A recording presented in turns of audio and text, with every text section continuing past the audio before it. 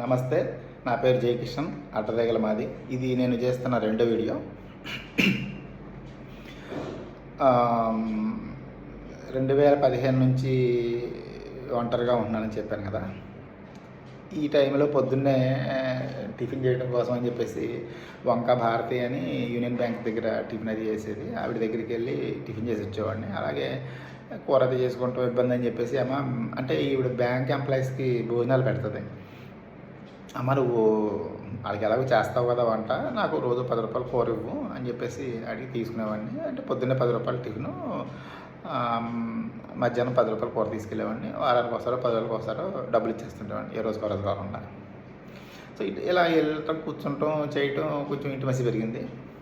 తన కష్ట నష్టాలు తను చెప్పుకునేది. ఈయనవాడిని, నువ్వు కొట్టేవాడిని, ఏదైనా 4 మాటలు మాట్లాడండి, అరగంట గంట కూర్చొని వచ్చేసేవాడిని. సో ఇలా జరుగుతూ ఉండగా 2021లో బావగారు చనిపోయారు. బావగారు అంటే భారతాళ్ళ హస్బెండ్ చనిపోయారు. అప్పుడు నేను ఊళ్ళో లేను. ఊళ్ళో లేకపోతే నాకు ఇలాగ చనిపోయారండి అని చెప్పింది. అమ్మాయి ఏమైనా అవసరం అయితే అడుగు, జరిగిన నష్టం మనం పోడ్చలేదు కానీ నువ్వేం ఇబ్బంది పడకు అని అన్నాను. అంటే సరేనండి అంది. మళ్ళీ తనే 2 రోజుల తర్వాత ఫోన్ చేసి, అన్నయ్య గారి కార్యక్రమానికి డబ్బులు లేవు అని సర్దండి, నేను 1 రోజుల్లో 2 నెలలు ఇస్తానంటే, సరే అమ్మ ఎంత కావాలని అడిగి తను చెప్పిన అమౌంట్ అకౌంట్లో వేసాను. తర్వాత ఇచ్చేసింది. అలా 15 రోజులకి ఇప్పుడు ఇచ్చేసింది. అంతకుముందు కూడా కొన్ని సందర్భాల్లో ఏమన్నా ఇలాగ అన్నయ్య గారు డబ్బులు అవసరం వచ్చింది, అర్జెంట్ అయ్యింది, కొంచెం సర్దండి, 1 నెలలో ఇస్తాను, అయితే 15 రోజులు ఇస్తాను, లేకపోతే 10 రోజులు ఇస్తాను, అయితే 3 నెలలకి ఇస్తాను, ఇలా గడువు పెట్టి తీసుకునేది, మళ్ళీ ఇచ్చేసేది. ఇవన్నీ చేయబదులుగానే ఇచ్చేవాడిని. చనిపోయారు. నేను చనిపోతే నేను ఆగస్టులో వచ్చాను. నేను జూలైలో చనిపోయారు. నేను ఆగస్టులో ఊరికి వెళ్ళాను. అప్పుడు ఊళ్ళో లేను. ఆగస్టులో వచ్చినప్పుడు ఇంటికి వెళ్తే బోర్ని ఏడ్చింది. ఏంటమ్మా, ఏంటి ఏడుస్తున్నావు, ఏంటి, జరిగిపోయిందని మనం మార్చలేం కదా, ధైర్యం తెచ్చుకో, పిల్లలు ఉన్నారు నీకు అని అన్నాను. అంటే అప్పుడు చెప్పుకొచ్చింది. ఆయన చనిపోయినప్పుడు మా చిన్నత్త గారి ఇంట్లో వాళ్ళు అందరూ నా మీద పడి నాన్న మాటలు అన్నారండి, నువ్వే చంపేసావు, వైద్యం చేయించుకోండి అంటే. ఆయన కరోనాతో చనిపోయారు ఆయన అని అన్నారు. నోటికి పట్టినట్టుగా అన్నారు. తర్వాత ఏమో ఈ పంచదార, బియ్యం, డ్రై ఫ్రూట్స్ అందరూ ఎవరు తెచ్చిస్తారు కదా, అలాంటివన్నీ కూడా మోసేసారు. వాళ్ళు ఇంటికి మోసుకుపోయారు. నన్ను కనీసం ఒక మాట అనకుండా ఇంట్లో ఏమీ లేకుండా మొత్తం ఖాళీ చేసేసారు. ఇవన్నీ ఇలా ఉంటేనేమో ఆయన చనిపోయి పెద్ద కర్మైన 4వ రోజునేమో పెద్ద పిల్ల ఎవరినో ఇష్టపడ్డానో నాకు అతనే కావాలని వెళ్ళిపోయింది. చాలా ఇదిగా ఉంది, బతకాలనిపించట్లేదు, అది అని ఏడ్చింది.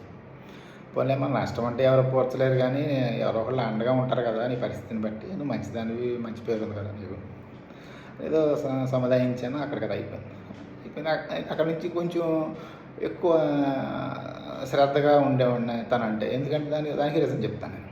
మామూలుగా అన్నయ్య అని తను పిలవటం, ఏమ్మా అని నేను అంటమే కాదు, ఇంట్లో తను ఏదో వండుకున్నా అంటే ఎప్పుడైనా ఏదైనా సందర్భంలో వండుకుంటారు కదా, వండుకుంటే ముందు నాకు బాక్సులు తీసి పక్కన పెట్టి అప్పుడు పిల్లలకి పెట్టేది, తన పిల్లలకు కూడా పెట్టేది. చాలా బాగా చూసింది నాకు చెప్పాలంటే. కుటుంబంలో ఎక్కువ ప్రిఫరెన్స్ ఇచ్చే మనిషిని ఎలా చూస్తారో అలా చూసింది. అంతేకాదు, అప్పటికే 2 సంవత్సరాలు అవుతుంది, 3 ఏళ్ళు అవుతుంది, గుర్తులేదు నాకు, 3 ఏళ్ళు అయ్యి ఉంటుంది. నాకు స్ట్రోక్ వచ్చేసి స్టంట్ పడింది. ఆ స్టంట్ పడినప్పుడు 4 రోజులు ఇల్లు దాటి బయటికి రాలి, ఇంట్లో ఉండిపోయేవాడిని ఒంటరిగా. పొద్దున్నే 6 అయ్యేసరికి నాకు టిఫిన్ పంపేది. నాకు ఆవిరిపొడి వేసి, బలం ఉండాలని చెప్పేసి ఆవిరిపొడి వేసి చట్నీతో పంపేది. అలా 4 రోజులు పంపింది నాకు. 4 రోజుల తర్వాత వచ్చినప్పుడు డబ్బులు ఇవ్వకపోతే కూడా, అదేంటి అన్నయ్య గారు మీకు బాగోలేదని పంపాను నేను, డబ్బులు ఎలాగ ఇస్తారు, నేను ఎలా తీసుకుంటాను అంది. తప్పమ్మది. 1 రోజు పంపావంటే, 2 రోజులు పంపావంటే అది ప్రేమ, ఆప్యాయత అనుకోవచ్చు. 4 రోజుల పాటు పంపటం, నువ్వు డబ్బు తీసుకోకపోవటం అంటే నీకు మాత్రం ఎక్కడి నుంచి వస్తుంది? నువ్వైనా రెక్కల కష్టంతో బతుకుతున్నావు కదా, తీసుకోకపోతే తప్పు నీది, ఇవ్వకపోతే తప్పు నాది, తీసుకో అని బలవంతంగా ఇచ్చాను. ఇస్తే తర్వాత ఈ పిల్ల వెళ్ళిపోయింది కదా, వెళ్ళిపోయిన పిల్లలు తీసుకొచ్చి ఇంట్లో పెట్టుకుంది 21లో ఆయన చనిపోయినప్పుడు. సో అలాగా అక్కడ నాకు చాలా ఆప్యాయంగా తినండి అన్నయ్య గారు, అది తినండి అన్నయ్య గారు అనేది. నేను పెద్ద తినే మనిషిని కాదు, నేను చాలా తక్కువ తింటాను నేను. సో అలాగా అంత ఆప్యాయంగా ఇంకా ఇంకా ఇంకా ఇంకా రోజు రోజు గడిచిన కొద్దికి మా ఎఫెక్షన్ ఇంకా పెరిగింది. ఇంకా నేను సొంత చెల్లిలా భావించి అలా ప్రతి అవసరానికి నేను అడ్డుండేవాడిని. అలాగే తను కూడా అంత గౌరవంగా నాకు ఇంట్లో ఏ చేసినా ముందు నాకు ఇవ్వటం, ప్రతి మాట నాకు చెప్పటం, అంటే నిజం అబద్ధం అన్నది నాకు తర్వాత అర్థమైంది. ప్రతిదీ కష్ట నష్టాలంటే చెప్పుకోవటం చేసుకొచ్చింది. ఇలా గడుస్తూ ఉండగా 2021 నవంబర్లో నేనంటూ చేసిన మొట్టమొదటి తప్పదే. ఇప్పుడు అర్థమైంది. నాకు ఏదో బాపత 2 లక్షలు అందితే, అమ్మ మన దగ్గర 2 లక్షలు ఉన్నాయి, ఎవరికన్నా కావాలంటే ఇద్దాం వడ్డీకి చూడంటే, సరే అంటే భారత్కి చాలా మంచి పేరు ఉంది ఊర్లో. అంటే సర్లే అండి మంచి అని చూస్తానని చెప్పేసి మరుసటి రోజు వెళ్ళినప్పుడు అన్నయ్య గారు 1,00,000 వాళ్ళు అడిగారు. 1,00,000 నాకే కావాలి అంది. అమ్మ ₹1,00,000 బ్యాగ్ అంటే చిన్న విషయం అది, అది ఇరుతావు నువ్వు ఏంటి అని అడిగితే, అలా కాదండి నేను బ్యాంక్ ఎంప్లాయీస్కి భోజనాలు వండుతాను కదా, బ్యాంక్ ఎంప్లాయీస్ వాళ్ళు భోజనాలు చేస్తారు తన ఇంట్లో, అలాగే పొద్దున్నే టిఫిన్ వేస్తుంది ఊళ్ళో అమ్ముతుంది. అంటే ఇంటికి వచ్చి టిఫిన్ కొంతమంది పార్సిల్ పట్టుకెళ్తారు, కొంతమంది తినేళ్తారు. పార్సిల్స్ ఎక్కువ నడుస్తుంది తినే కంటే కూడా. నెలకు వచ్చేసరికి వాళ్ళు 80 పైన ఉన్నారు, 25,000 పైన వస్తాయి, నాకు 30,000 దాకా దగ్గర దగ్గర వస్తాయి. ఒకసారి 10 మంది కూడా చేస్తారు. టిఫిన్కి వచ్చేసరికి రోజుకి వచ్చేసి 1,500 దాకా అమ్ముతున్నాను నేను అంటే, సరిపోతాయిలే బాగానే ఉందిలే ఆదాయం అని నేను సర్లే అయితే తీసుకొని ఇచ్చాను. నేను జాగ్రత్త చెప్పాను, చూసుకో డబ్బుల విషయం, మనకున్న రిలేషన్ పాడవకూడదు, ఈ మనిషికి చెడ్డ వచ్చినా మంచి వచ్చినా ఈ రోజులో డబ్బులు పెట్టవుతుంది అని చెప్పాను. లేదండి నేను ఎవరో తీసుకున్న 1,00,000 కూడా నేను జాగ్రత్త చేసి నేను కలెక్ట్ చేస్తానులే, మీరేం టెన్షన్ పడద్దు. సరే అమ్మా నేను ఊరుకున్నాను. ఇలా రోజులు గడుస్తున్నప్పుడు 2022 ఫిబ్రవరిలో వేణి అని చెప్పేసి వాళ్ళ చిన్నత్త గారి పెద్ద కోళ్ళు, ఏమంటే వేణి డబ్బులు అడిగిందండి 50,000 ఏదో అవసరం అంట అంటే, ఈ అమ్మాయి వాళ్ళు సరిగ్గా చూడరు, నానా మాటలు అంటారు, తిడతారంటావు, మళ్ళీ వాళ్ళ కుటుంబానికి డబ్బులు కావాలని ఎలా అడుగుతావు, మనం ఎలా వెళ్తాం వాళ్ళకి వద్దు అన్నాను. అంటే ఫోన్లండి వాళ్ళు మంచోళ్ళైనా చెడ్డోళ్ళైనా మనల్ని ఎలా చూసినా నాకంటూ ఉన్న బంధువులు వాళ్ళే కదా, ఇంకెవరు ఉన్నారు నాకు, కాబట్టి ఇవ్వాలండి, ఇద్దామండి, తప్పదండి. సరే ఇవ్వు అయితే, మరి ఇంక తలపోట్లు పెట్టగలటి మనల్ని అభిమానించే వాళ్ళకు మనతో మంచిగా ఉన్న వాళ్ళకి ఇచ్చామంటే అర్థం ఉంది, దెబ్బలాడతారో తిడతారో నానా మాటలు అంటారని కుటుంబానికి డబ్బులు ఇప్పించున్నావు నువ్వు అన్నాను, ఇచ్చాను, బాగా తిరిగి ఇచ్చేవాళ్ళు. అదే సంవత్సరం జూలైలో దుర్గాని వాళ్ళ ఆడపడుచు, ఏమంటే దుర్గా వాళ్ళ పిల్లలకి స్కూల్ ఫీజులు కట్టడానికి డబ్బులు అర్జెంట్ అయినాయంట, పెండింగ్లు ఏమి ఉన్నాయంట, కట్టాలంట, పోయిన సంవత్సరం ఏ పెండింగ్లు ఉన్నాయి కడితే కానీ ఈ సంవత్సరం కంటిన్యూ అన్నట్టుగా అన్నారంట. సర్దుపడాలంటే అనుకోకుండా తప్పదు. ఏమా ఎక్కడ రామచంద్రపురం ఆవిడది, ఈ నిన్న వీడియోలో పొరపాటున ద్రాక్షారం అని చెప్పాను, కాదు రామచంద్రపురం దగ్గర, రామచంద్రపురం పక్కన కాలువ కట్టేది అనుకుంటున్నాను. అంటే ఎందుకు వచ్చిందంటావు, ఎక్కడ ఉన్న వాళ్ళకి వాళ్ళు ఎక్కడ ఉంటారు, మనం ఎక్కడ ఉంటాం, సాగు ఇవన్నీ అనవసరం అంటే, అలా కాదండి నాది బాధ్యత, నన్ను అడిగింది ఎక్కడో చూసి పెట్టమని, నాకు ఇంకెవరి తెలియక మిమ్మల్ని అడుగుతున్నాను, మీరు ఉండగా ఇంకోళ్ళని ఎలా అడగలను నేను, అడగలక బయటపడితే సర్లే అయితే అని చెప్పేసి 50,000 ఇచ్చాను. ఆ తర్వాత 2023 ఏప్రిల్లో మా చిన్న మరిది ఎవరి దగ్గర గతంలో ఏదో అవసరమే తీసుకున్నాడంటండి ₹1,00,000, వాళ్ళు ఇంటికి వచ్చి గొడవ పెడతాం అంటున్నారంట, భయపడుతున్నాడు, ఇంటికి వస్తే అన్నయ్య గారికి తెలుస్తుంది, వాళ్ళ అన్నయ్యకి గొడవ అయిపోద్దని అంటున్నాడు, తప్పదండి చూడాలి. ఇదేటమ్మా ఇది, ఊళ్ళో వాళ్ళకంటే రోజు ఎదురు పడతారు, అది వేరే విషయం, ఎక్కడో ఉన్న మనిషికి డబ్బులు ఏమంటావేంటి, ఈ పాటలు నేను ఎక్కడ పడినా రేపు ఏదన్నా ఇది అక్కడ నేను ఎక్కడ పరిగెట్టిన అంటే, అలా కాదండి నాది బాధ్యత, మా మధ్య గురించి నాకు తెలుసు, అత్యవసరంగా అవసరమైంది కాబట్టి, కానీ లేదంటే మన దాకా రావడం అతను, ఇలా చెప్పింది. సర్లే ఇవ్వు అని అంటే, ఎందుకు ఇచ్చేసానంటే ఒక రకంగా కాదు అనలేక, అంటే నాకు నో చెప్పడం అన్నది నాకు అసాధ్యమైన పని. అది ఒక మనిషిని అభిమానించినా గౌరవించినా నేను నో అనే మాట చెప్పలేను. కష్టమైనా నష్టమైనా బేర్ చేయడానికి ప్రయత్నం చేస్తాను, కానీ నో అని మాత్రం నేను చెప్పలేను. అది వీక్నెస్. ఈ స్కామ్ అంతా బయటకు వచ్చిన తర్వాత ఒక ఆయన అన్నాడు కూడా బజార్లో పట్టుకుని, ఏమంటే మిమ్మల్ని మోసం చేయడం చాలా ఈజీ అండి, సులువు అండి అంటే, నా మైండ్ సెట్ అదే, నా బుర్ర అంతే. సరే ఇచ్చాం. ఇచ్చిన తర్వాత 23 అదే సంవత్సరం నవంబర్లో, 23వ సంవత్సరం నవంబర్లో అండ్ మా మరిది ఈశ్వరరావు డబ్బులు అడిగాడు, 50,000 కావాలంట, వాళ్ళ అత్తారింట్లో ఏదో అవసరం అంటాం, ఇతను సర్తానన్నాడంట.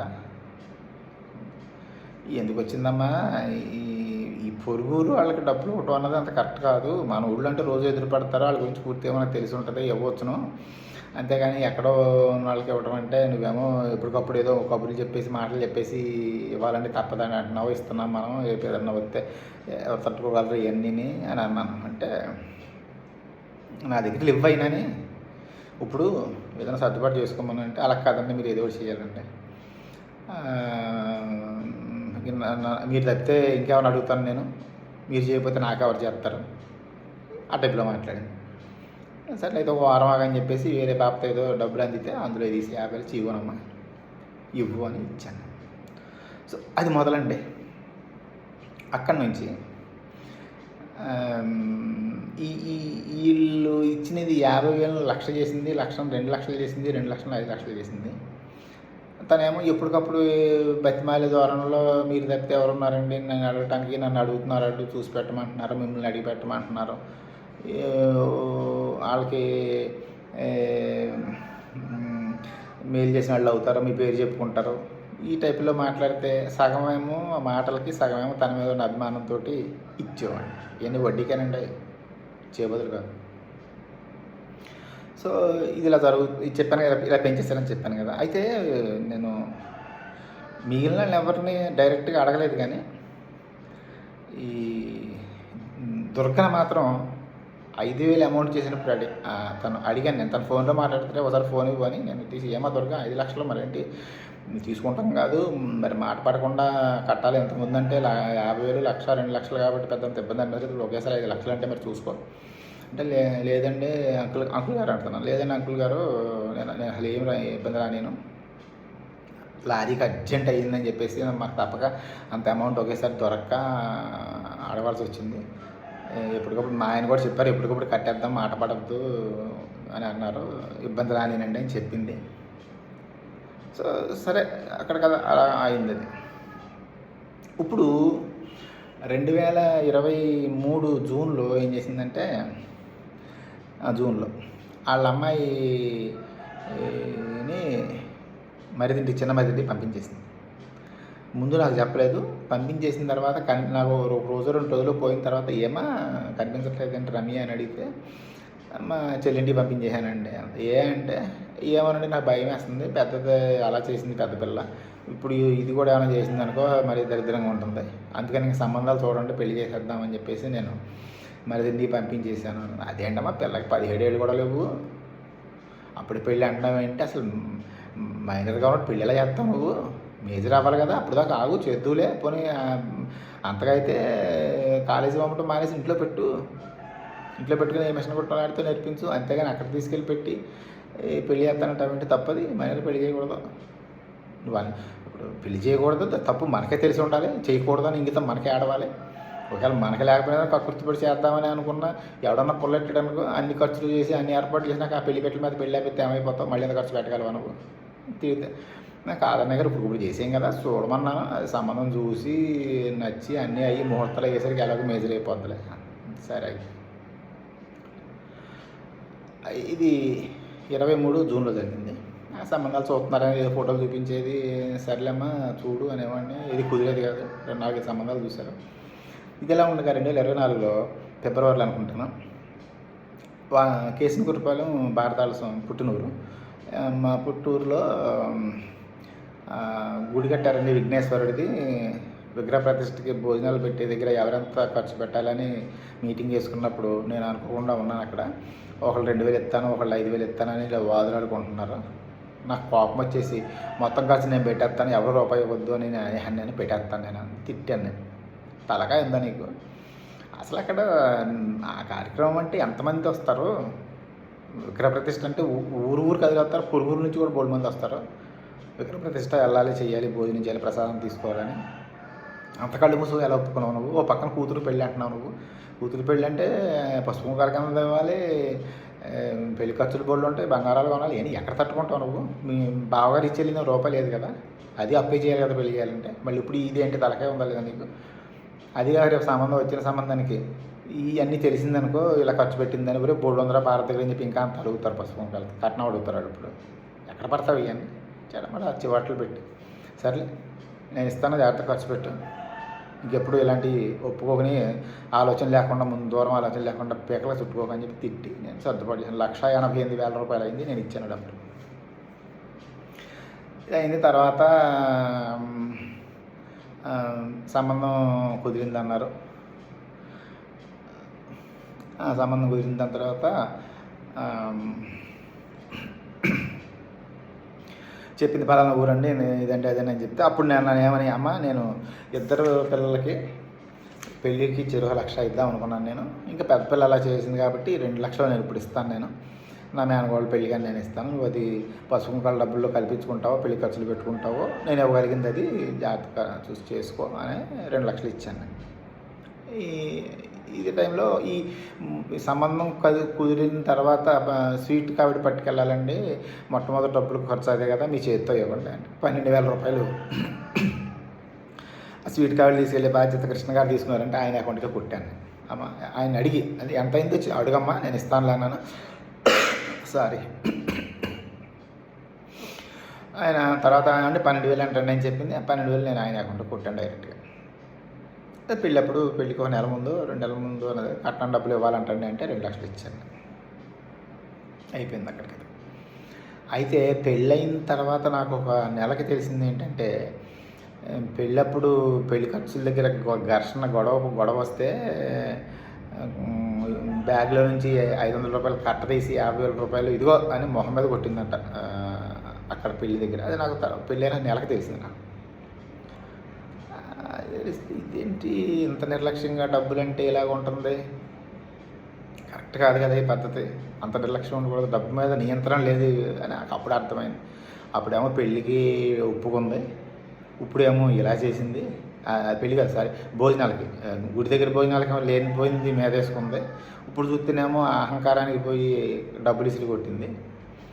ఇక డబ్బుల విషయంలో కొంచెం అవాయిడ్ చేయడం మంచిది. అంటే తను మనిషిని ప్రేమించడం ఆప్యాయంగా చూడటం వరకు ఓకే, దానిలో ఎంత అవసరంలా, కానీ డబ్బు మీద నియంత్రణ లేదు, ఫాల్స్ ప్రెస్టేజ్కి పోద్ది అని నాకు అర్థమయ్యి పక్కన పెట్టేద్దాం, డబ్బు విషయంలో పక్కన పెట్టేద్దామని నాకు అర్థమైంది. అప్పుడు ఇంకో 2-3 సంఘటనలు కూడా ఉన్నాయి జరిగినాయి, అవి చెప్తాను నేను. సో అనుకుని పక్కన పెట్టేసి అక్కడి నుంచి తను వాళ్ళు అడిగారు వీళ్ళు అడిగారు అంటే అవసరమైతే వాళ్ళు అడుగుతారులే నీకెందుకు నువ్వు ఊరుకో అని తను ఇంకా పక్కన పెట్టాను. 25 జనవరిలో సంక్రాంతి పండగకి వాళ్ళ అమ్మాయి అల్లుడు వచ్చినప్పుడు వాళ్ళ అమ్మాయి ముందు ఫోన్ చేసి అడిగింది, అన్నయ్య గారు మా అంకుల్ గారు మా ఆయన కొబ్బరి తోటలు అవి కొని వ్యాపారం చేస్తారో మీకు తెలుసు కదా, నాకు తెలుసు కదా అంటే వాళ్ళ అమ్మ చెప్పింది. అంతకుముందు సంబంధం కుదిరినప్పుడు తోట ఏదో కొనడానికి డబ్బులు కావాలి, ప్రతి సంవత్సరం బయట ఎక్కడో తెచ్చుకుంటారు, అక్కడ కొంచెం కట్టడానికి అది ఇబ్బంది అవుతుంది, మీ దగ్గర అయితే సులువుగా ఉంటుందని చెప్పేసి నేనే అన్నాను, మీ దగ్గర మిమ్మల్ని అడుగుతాను తీసుకుంటానని అన్నాను. నేను కొంచెం ఒక 5 లక్షలు సర్దాలి అని అడిగింది. ఇదేంటమ్మా నా దగ్గర లేవు, ఇప్పుడు డబ్బులు లేవు, సర్దుబాటు అవ్వదు నాకు, ఈ నెలలో సర్దుబాటు అవ్వదు నాకు వేరే ఖర్చులు ఉన్నాయి, నాకే సరిపోవా డబ్బులు అని చెప్పేశాను నేను.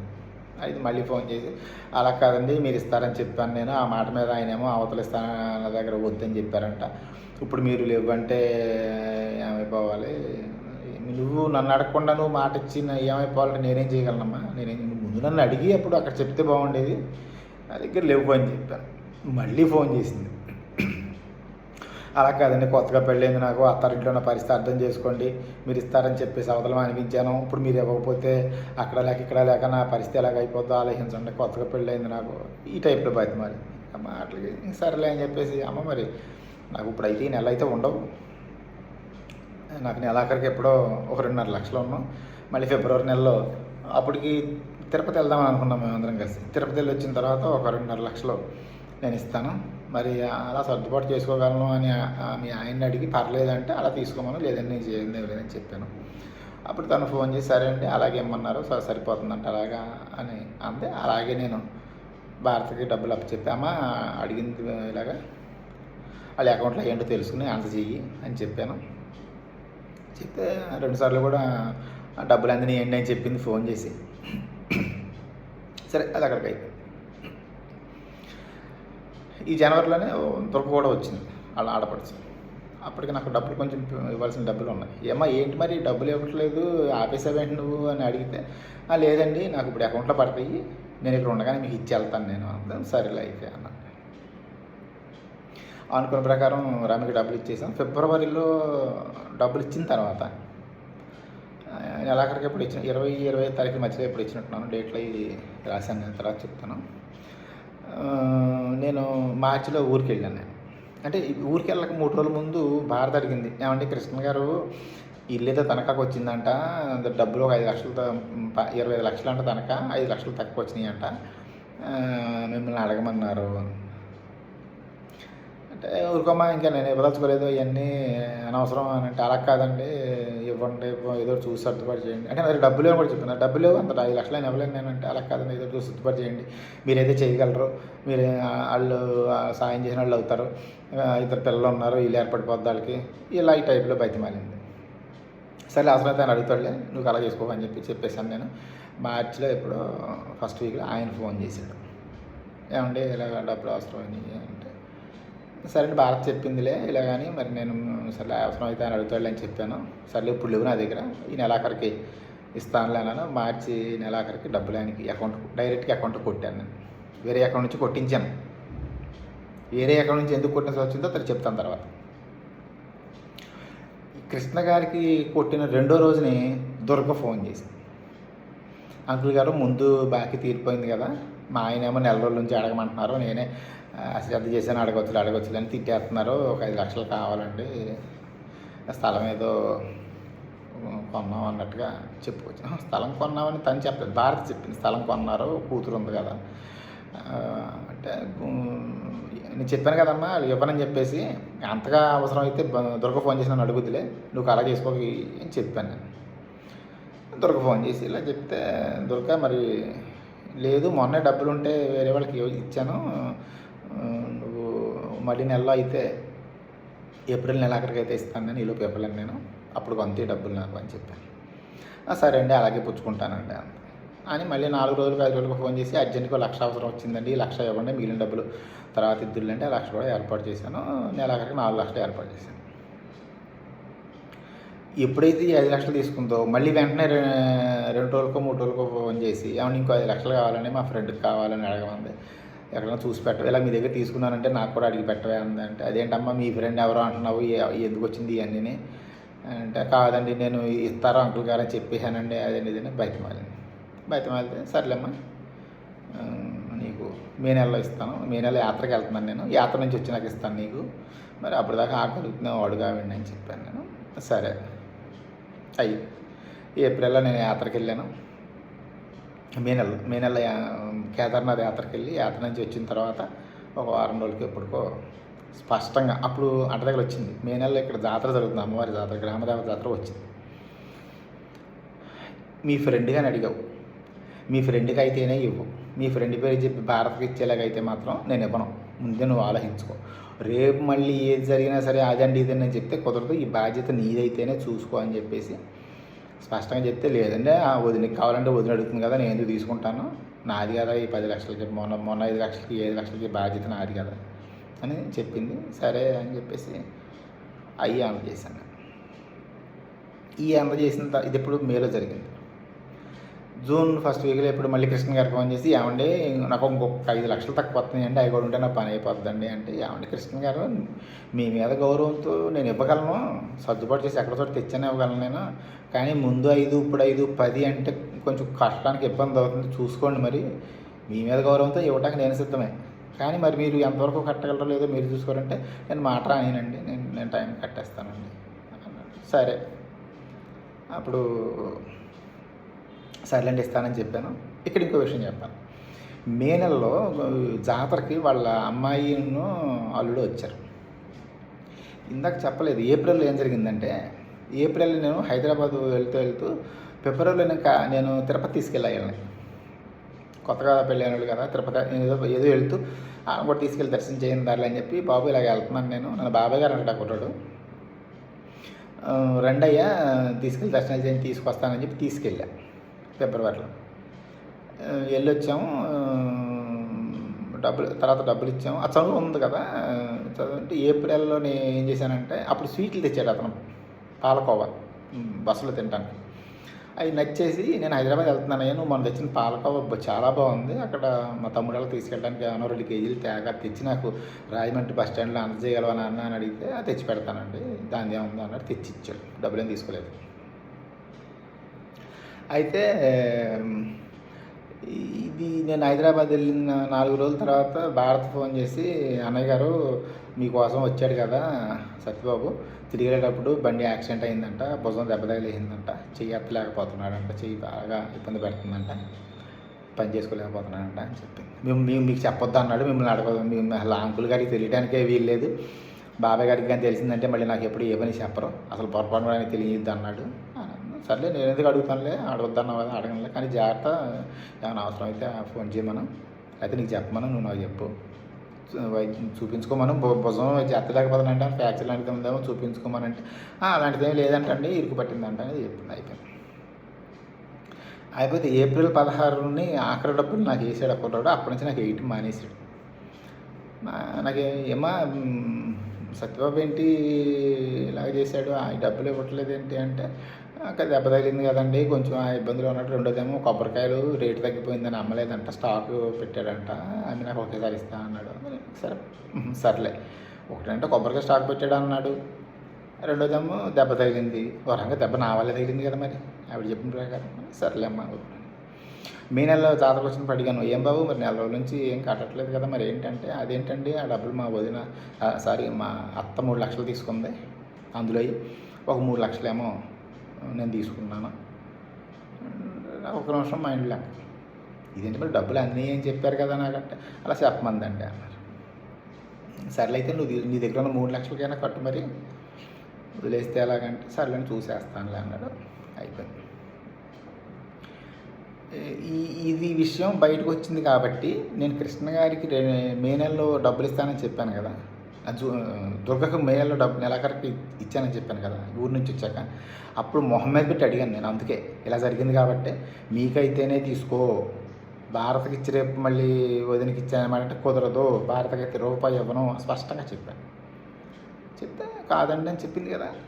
అలాగే జూన్లో కృష్ణ గారికి ఇస్తానని చెప్పాను కదా, అవి స్వయంగా నేను ద్రాక్షారం వెళ్ళాను డబ్బులు ఇవ్వడానికి, అంటే కొంత అకౌంట్ ట్రాన్స్ఫర్ పెట్టడం జరిగింది, బ్యాలెన్స్ డబ్బులు తీసుకెళ్ళిన రోజు కూర్చోబెట్టి 3వ మనిషి లేకుండా కూర్చోబెట్టి, ఏమండి ఇలాగ కూతురుతోటి అల్లుడితోటి డబ్బులు అడిగించి ఆ డబ్బులేమో తనే తీసుకుందంట, ఇప్పుడు అతనేమో 3 లక్షలు నేను తీసుకున్నాను, 3 లక్షలు మా అత్త దగ్గర ఉన్నాయి అంటాడు, ఆ 3 లక్షలు కూడా ఇవ్వట్లేదు, ఇది ఇస్తా అన్నాడు కానీ ఇప్పటికి ఇవ్వలేదు, ఈవిడేమో నేను ఏదో వాడేసుకున్నాను అన్నట్టుగా ఈవిడ అంటుంది. ఇలా ఇది కాకుండా వేరే వాళ్ళ దగ్గర కూడా 2 లక్షలు తీసుకుందంట, పెళ్ళప్పుడు నా దగ్గర తీసుకున్న అవి కలిపి ఇంచుమించు 12 లక్షల దాకా భారత దగ్గర ఆగిపోయాయండి, ఏం చేయాలి అర్థం కావట్లేదు, మెంటలు వచ్చేస్తుంది నాకు అని చెప్తే అంతా వినేసి ఒక్క మాట మాట్లాడకుండా అలాగండి అని ఆ డబ్బులు పట్టిపోయాడు. దుర్గమ్మ అబ్బాయి అలా వదిన అయితే ఆవిడ అడుగుద్ది కదండి, నేను ఎందుకు అడుగుతాను వదిన కోసం, మీరు మిమ్మల్ని వదిన అడుగుతుంది కదా, దుర్గమ్మ తీసుకో. అదే టైంలో ఈశ్వరరావు కూడా అడిగితే, నీకైతే తీసుకో, మీ వదినకైతే ఇవ్వను, నువ్వు మధ్యలో ఉండొద్దు అని చెప్తే, అబ్బాయి లేదండి నాకు 35,000 రూపాయలు అర్జెంటుగా నాకు బాకీ 100 పీకల మీద కూర్చున్నారు, మీకు పై డబ్బులు నాకు వేరే అవసరం ఉంది మా అత్తగారు ఊరిలో అని చెప్పి అతను తీసుకున్నాడు. మీకు వినిపిస్తానప్పుడు ముచ్చివేణి కూడా అలాగే మా అక్కకండి అని చెప్పి ముచ్చివేణి తీసుకుంది. విషయం ఏంటంటే ఈ మొదటి నుంచి జరిగిందంతా కూడా వాళ్ళకి వీళ్ళకి అని చెప్పిందంతా కూడా చివరికి వచ్చేసరికి భారతే తీసుకుంది అని బయటపడ్డారు. అవి మొత్తం అంతా కలిగితే ఇంచుమించు 40 లక్షలు. వాళ్ళని అడిగితేనేమో మేము ఆవిడకి ఇచ్చామండి, ఆవిడ ఇస్తే కానీ ఇవ్వలేమంటారు వాళ్ళు. ఈవిడేమో నా దగ్గర లేదు, ఇప్పటికే నేను బోల్డ్ వడ్డీలు కట్టాను ఇంటికి అంటుంది ఈవిడ. వాళ్ళు చెప్పింది కరెక్టే, ఈవిడ చెప్పింది కరెక్టే, కానీ నా వెర్షన్ పట్టించుకోవట్లేదు. ఏమనేది ఏంటంటే, ఇప్పుడు కృష్ణ గారికి ఇచ్చేటప్పుడు చెప్పాను కదా, ఇలా చేసిందండి మా కూతురుతో అడిగించే డబ్బులు ఆగిపోయినాయి చెప్పాను కదా, మరి నిజాయితీ పరుడైతే బాబాయ్ ఈ డబ్బులు కూడా ఆవిడే అడగమందండి, పట్టుకెళ్ళిపోయి వెనక్కి ఇచ్చేయాలి కదా.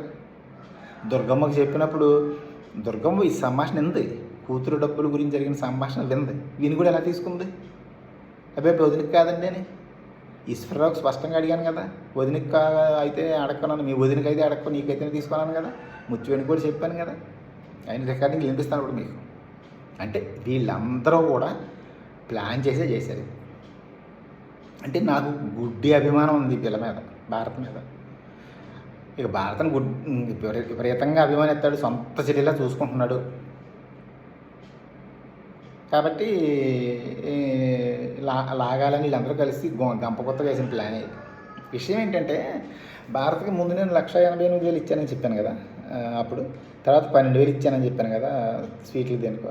2,00,000 పెళ్ళికి ఇచ్చానని చెప్పాను కదా. ఈ కాక ఏప్రిల్ నెలలో 2025 ఏప్రిల్లో నేను ఊళ్ళో లేను.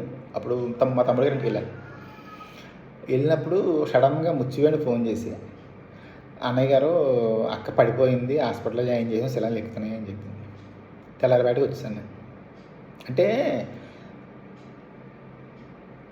అప్పటికి నాకు ఇదేది తెలియదు. నాకు ఇలా ఈ డబ్బులు తీసుకుంది ఏప్రిల్ నెల ఆఖరి నాకు తెలియదు.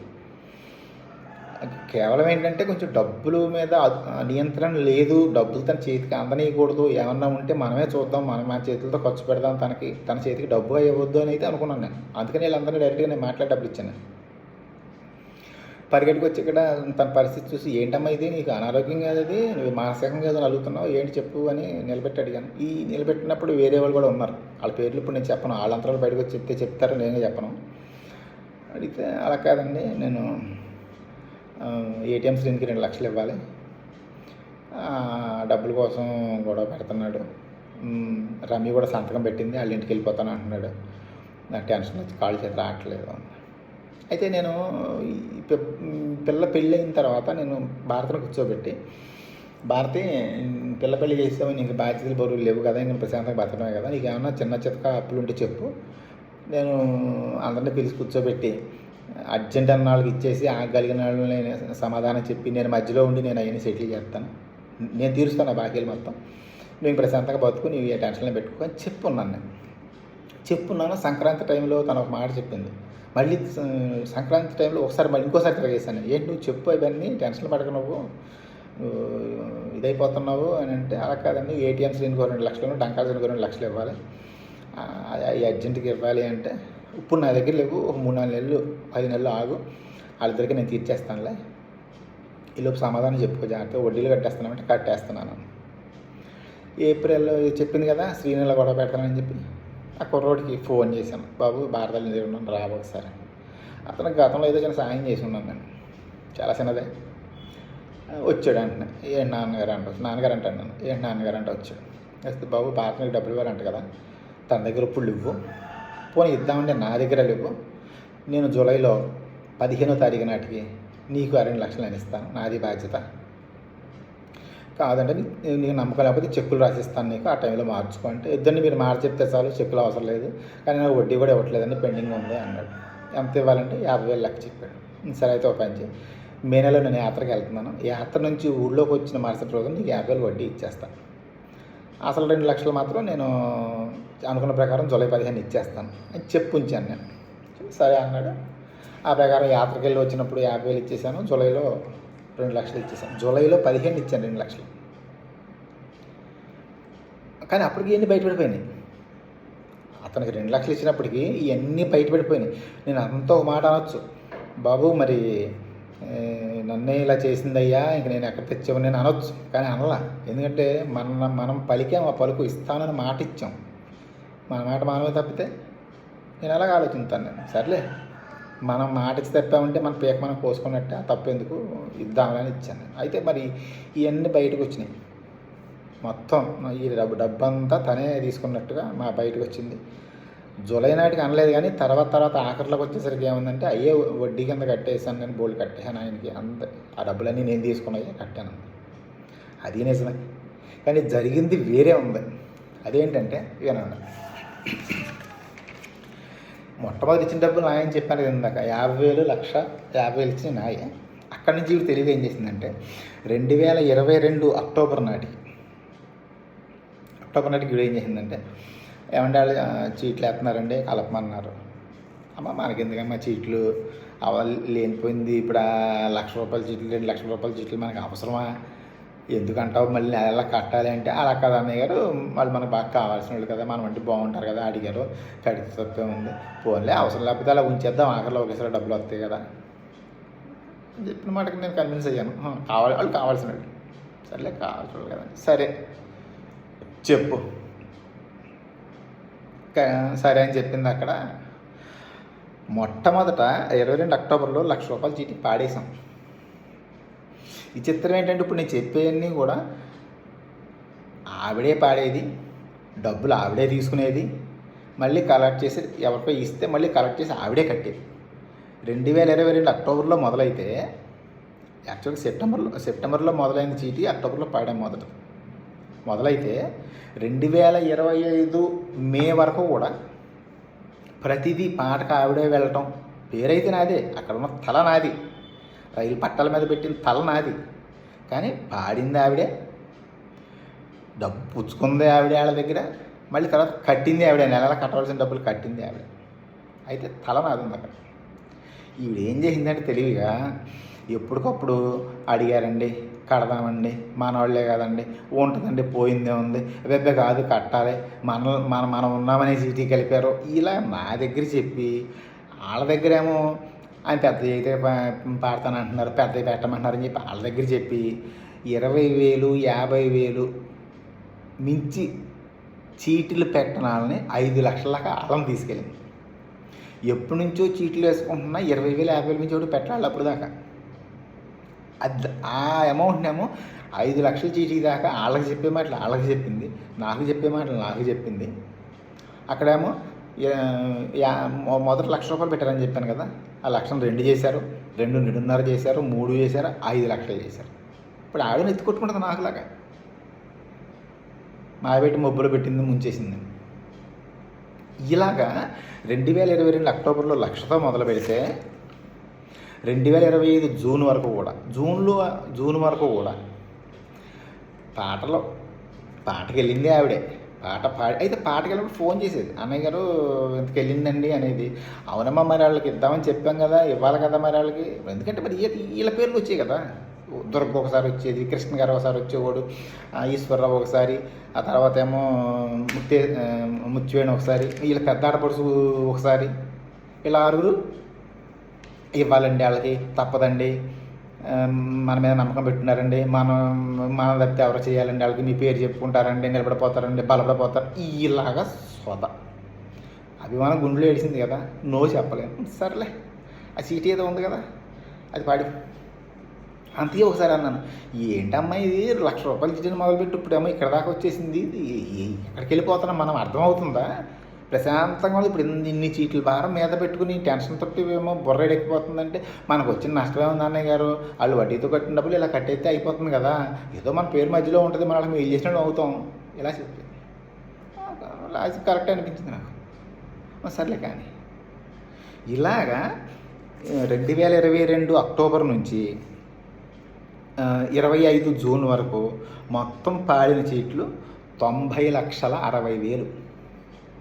ఈ 90,60,000లో చిన్ని గారి దగ్గర పాడింది 51,50,000, మంగ గారి దగ్గర పాడింది 8 లక్షలు, వీర్రాజు గారి దగ్గర పాడింది 6 లక్షలు, ఇక్కడికి 65,50,000. ఇవి కాక వేరే దగ్గర నేను పాడింది 25,10,000, మొత్తం 90,60,000. ఈ 90,60,000లో ఈ 25 లక్షలు నేను పాడిన తెచ్చింది బయట, అవి ఎక్కడో కొన్ని ఎక్కడో తనకు భారత తెలుసు. ఈ 65 లక్షలు మాత్రం పాడింది ఆవిడే, డబ్బు తెచ్చుకుంది ఆవిడే, డబ్బు కట్టింది ఆవిడే. జూన్ నుంచి నేను కడుతున్నాను. సో ఇప్పుడు చెప్పండి, ఇంకో చిన్న లెక్క కూడా చెప్తాను ఇక్కడ. చీట్లు పాడాం కదా, ఈ జనవరి నుంచి ఇప్పుడు రన్నింగ్లో ఉన్నాయి, జనవరి నుంచి జూన్ వరకు పాడిన చీట్లు 24,50,000. దీనికి గాను పాట మినహాయింపు నెల కట్టుబడి పోను చేతికి వచ్చిన డబ్బులు 13,40,300. ఈ 13,40,300కి ఈ చీటీ మీద వచ్చే బోనస్, ఆ నెలలో కట్టిన కట్టుబడి పోను ఇంకా మనం కట్టవలసింది ఎంత అంటే 19,57,800. అంటే 13,40,300 పాడుకుంటే మనకు పాడుకుని మన చేతికి వస్తే దానికి 6,17,500 అదనంగా వేసి 19,57,800 కట్టాలి నేను అక్కడ. ఇప్పుడు చెప్పండి, వడ్డీని తిన్నానా? అంటే ఇది ప్లాన్గా ఈ ఫ్యామిలీ అంతా కలిపి చేసిన కుట్రగా. ఆ ఫ్యామిలీ అంతా కలిసి నేను ఎందుకు అంటున్నానంటే, వాళ్ళకి చెప్పాను కదా, నీకైతే తీసుకో అంటే నాకు అప్పటికి మనస్ఫూర్తిగా నేను నిత్యం 2 పూటలా స్నానం చేసి ఆరాధించే శివ పరమాత్మ సాక్షిగా నాకు తెలియదు ఎంత. నాకు తెలిసిందల్లా మనం అంటే అభిమానంగా ఉంటుంది, ఎంతో ప్రేమగా ఉంటుంది, ఆప్యాయంగా ఉంటుంది, నో చెప్పలేము ఒకటి. రెండోది మనకు వచ్చిన నష్టమే ఉందిలే, ఇక్కడ పాడెక్కడుతుంది కదా, అక్కడ తెచ్చి ఇక్కడ కడుతుంది కదా, మనం ఓన్లీ మనది అని ఒక పేరే కదా అక్కడ ఉంది, అంతకుమించి మనకు పోయింది ఏముంది అనే చేశాను. కానీ ఈ ఈ మొత్తంలో నాకు వచ్చిన రూపాయి లాభం లేదు. నా జేబులోకి వచ్చింది మీరే చెప్పండి. 13,40,000 చేతికి వస్తే 6,17,000 కలిపి 19,57,000 కట్టాలి అక్కడ చీటికి నేను. నాకు మిగిలేదు ఏంటండి, నా జేబులోకి వచ్చింది ఏంటండి? నువ్వు ముందు నుంచి నడిపి ఆఖరిలో కట్టేశాను వడ్డీలు అని బ్లంట్గా చెప్పావంటే నువ్వు ముందు నుంచి స్కెచ్ చేసావు, ప్లాన్ వేసావు, మీ ఫ్యామిలీ అంతా కలిసి ప్లాన్ వేసారు. ఇది ఎప్పుడైతే పెళ్ళైన తర్వాత నేను టైట్ చేయటం మొదలుపెట్టానో వాళ్ళ ముందుకు తీసుకొచ్చి కథ నడిపి వెనకాలలో ఉంది. మరి నువ్వు కథ నడపకపోతే అబద్ధాలు చెప్పరు కదా నాకు, మాకే అని చెప్పి తీసుకోరు కదా. ఇప్పుడు చెప్పండి, మరి ఇదంతా నా జేబులోకి వచ్చిందా? నేను ఇంతే కదండి, బావగారు చనిపోయిన తర్వాత నుంచి ప్రతి సంవత్సరం సంక్రాంతి అంటే డబ్బులు ఇచ్చి అమ్మ పిల్లకి బట్టలు కొని చిన్నపిల్లకి బట్టలు కొనిపించేవాడిని. పెళ్ళైన తర్వాత ఆ కుర్రోడి అకౌంట్లో 10,000 కొట్టి రమ్యకి ఫోన్ చేసి అమ్మ అబ్బాయి అకౌంట్లో 10,000 కొట్టాను, పండగ కొనుక్కోండి అన్నాను. నేనేమో కుటుంబం, నా కుటుంబం అనుకున్నాను, నా ఫ్యామిలీ అనుకున్నాను. కాబట్టి ఇలా తలపెట్టాను నేను. ఓన్లే మనకు వచ్చి మన మీద పడే భారం లేదు కదా, ఇది ఇటు సర్దుకుంటుంది కదా అని నేను అనుకున్నాను.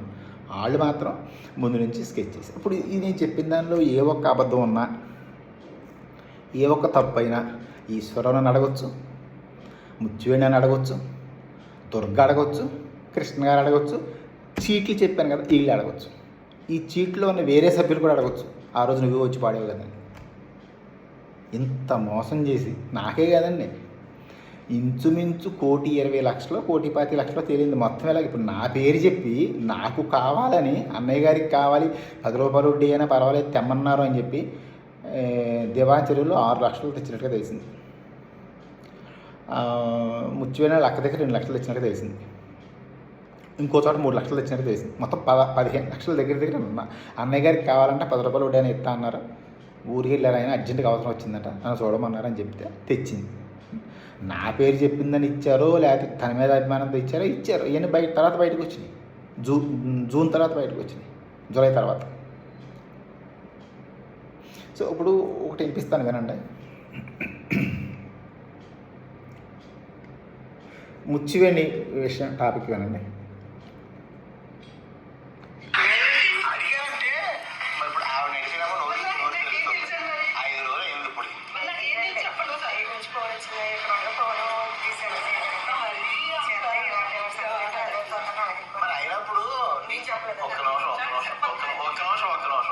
ఇప్పుడు ఆ రోజు తమ్ముడు వచ్చి తీసుకొస్తారా నాకు తెలుసు.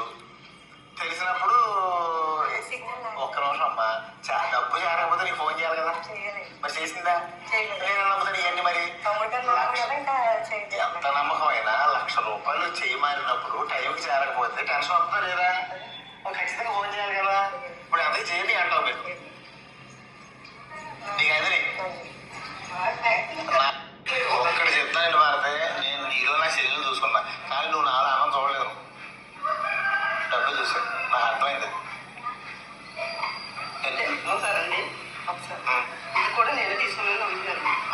అప్పుడు ఆవిడ చెప్పింది బట్టి నాకు అలాగే అనిపించింది. నాకు ఇప్పుడు ఆవిడ డబ్బులు చేరలేదు, ఆవిడకి కన్ఫర్మ్ కదా అంతవరకు. ఒక్క నిమిషం ఉండు, ఒక్క నిమిషం నీకు తెలియదు అలా ఉంచు, నాకు అనవసరం అవన్నీ. నేను ఏమ్మా చేయండి అంటే ఉంది అంటే చేరలేదని నాకు అర్థమైంది. అక్కడికి ఆగు, ఆవిడ అడిగింది, ఆవిడ కానీ పంపాము, ఆవిడ చేరకపోతే డబ్బులు ఎక్కడికి వెళ్ళట్టు అంతే కదా. ఎంతమంది ఒకటి చేసావు కాబట్టి ఈ మీద ఇంకా సహజం, అది తప్పే ఉంది అందరూ. ఇప్పుడు అందుకే కదా ఇప్పుడు ముఖ్యమైన పిలిచిపోయి అడుగుతాను నేను. నాకు మనం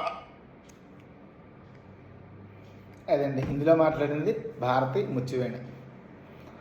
ఇది ఎప్పుడంటే ముత్యవేణి మా అక్కకు కావాలి అని అడిగి తీసుకున్న 3 రోజులకి ఎప్పుడు వాళ్ళ అక్క ఊళ్ళోకి వచ్చింది. ఏమో డబ్బులు అందినాయా అంటే ఏం డబ్బులు అన్నట్టుగా నా అక్క చూసింది. డౌట్ వచ్చి నిలబెట్టాను. అంటే వీళ్ళిద్దరికీ ముందు నుంచి ప్లాన్ చేసి ముత్యవేణి, ఈవిడ, దుర్గ, వీళ్ళ ముగ్గురిది ప్రధాన పాత్ర ఈ స్కామ్లో. ఎందుకంటే దుర్గని మరి నేను 5 లక్షల ముందు మొట్టమొదటి 5 లక్షలప్పుడు అడిగాను కదా, 2023లో 5 లక్షలు అప్పుడు అడిగాను కదా, 24లో 5 లక్షలు అప్పుడు మా ఆయన అడగమన్నారండి, లారీకి అర్జెంట్గా అవసరం వచ్చింది, కట్టేద్దాం, మాట రాకుండా కట్టేద్దాం అని చెప్పింది కదా. 25 జనవరిలో సంక్రాంతికి వచ్చినప్పుడు ఏమా ఏంటి డబ్బులు రాలేదు అంటే, లేదండి అంకుల్ గారు కొంచెం లేట్ అయింది, మీకు ఇప్పుడు డబ్బులు ఇచ్చి వెళ్తాను, అకౌంట్లో పడతాయని చెప్పింది కదా. తర్వాత కూడా ఏమా భారత్కైతే తీసుకోవద్దు నువ్వు అని చెప్పే కదా ఇచ్చాను నేను. మరి అప్పుడన్నీ అలా మాట్లాడి ఆవిడకి ఇచ్చాను, ఇప్పుడు చెప్తే ఈ స్కామ్లో ముందు నుంచి ఈవిడ పాత్ర ఉంది. అలాగే ముచ్చివేణి కూడా ముచ్చివేణిని అడిగి స్వయంగా మాట్లాడి, నిజంగా మీ అక్కకేనా అని అడిగితే, లేదండి మా అక్కకేనండి, మా అక్కగారు అబ్బాయి పనికి వెళ్తాడు తోటలోకి, నర్సరీలోకి 10 నెలలు ఒకసారి జీతం ఇస్తారా, డబ్బులు ఇస్తానని ఇచ్చి అయిన రికార్డింగ్లు ఉన్నాయి. అంటే ఎన్ని మీకు వినిపించి టైం ఎక్కువ చేయటం ఎందుకని నేను వినిపించలేదు. తర్వాత కృష్ణ గారిది ఇది వినండి, చాలా ఇదిగా ఉంటుంది. కృష్ణ గారిని అడిగితే స్వయంగా ఆయన అన్నాడు,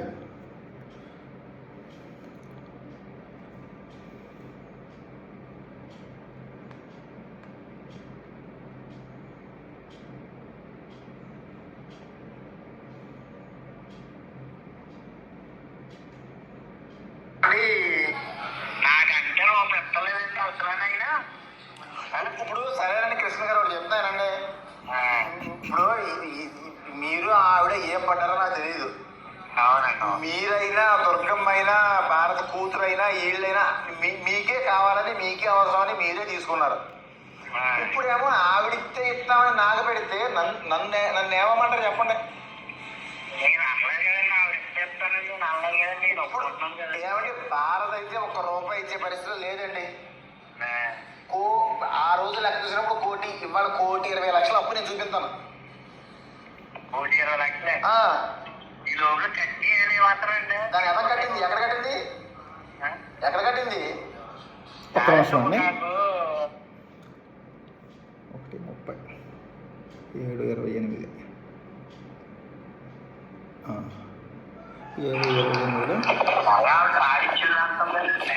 ఆవిడే పాడింది. అంటే వాస్తవానికి పాడించా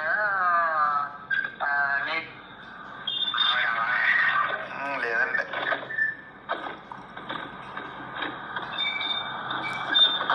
అయినా కృష్ణ గారు ఇదేనండి మనలో అన్నమాట. నేను అక్కడికి వచ్చాను చూడండి, అదే జూన్ నెలలో వచ్చాను కదా మీ ఊరు. హలో, జూన్ నెలలో మీకు డబ్బులు ఇవ్వడానికి వచ్చానా? అప్పుడు ఈవిడ ఇలా చేసిందండి. రమ్యాలు అడిగితే అందులో 3 లక్షలు వాడుకుందంట, మొత్తం మీద 13 లక్షలు తేలింది. ఆవిడ వాడుకున్న డబ్బులు నాకేం అర్థం అవ్వట్లేదని నేను చెప్పాను కదా మీకు. మరి మీరు కాదు, మీరు అప్పుడైనా చెప్పాల్సింది కదా, ఈ డబ్బులు బాబు ఈ ఆవిడ పట్టుకుని నేను చెప్పాను కదా నాకు.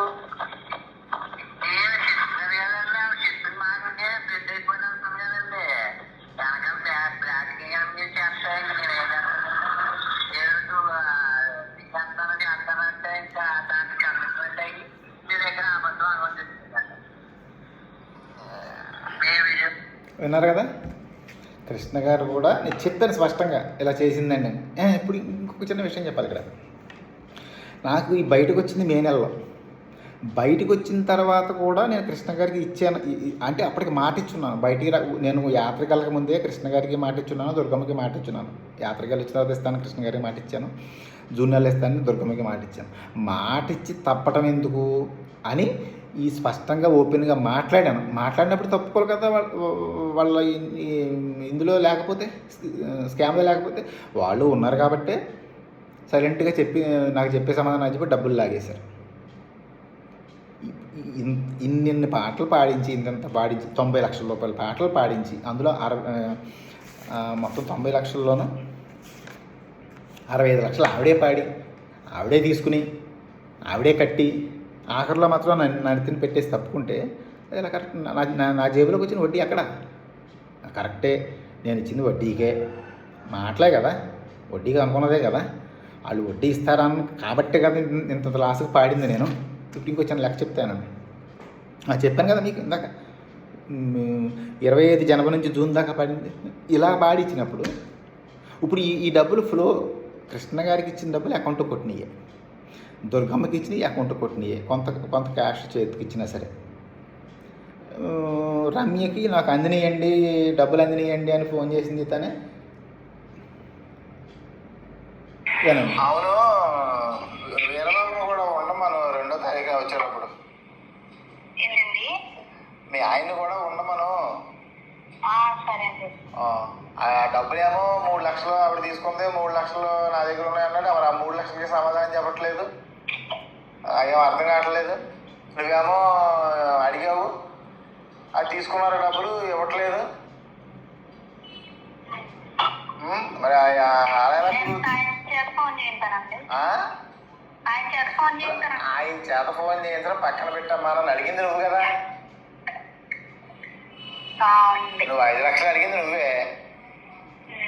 5 లక్షలు అందినవి అంతా మీరే. ఏప్రిల్ 16వ తారీఖు దాకా డబ్బులు వేసింది మీరే. ఆ తర్వాత ఏటి ఆపేశారు. సరే, మరి ఆవిడ తీసుకున్నప్పుడు మళ్ళీ నన్ను అడగకూడదు కదా. మళ్ళీ ఇలా 1 లక్ష అడిగాడు నన్ను. నా అడిగిన తర్వాత మళ్ళీ 2 రోజులకు ఫోన్ చేసి నాకు అందేసి, నేను చెప్పిన టైంకి అంది అని తనే ఫోన్ చేసి చెప్పాడు. తనే ఫోన్ చేసి చెప్పి మళ్ళీ ఇప్పుడేమో ఇంటికి వచ్చినాక అడిగితేనేమో నా దగ్గర లేవండి, ఆవిడ దగ్గర ఉన్నాయని చెప్తే, అంటే కావాలని మోసం చేశారా నన్ను?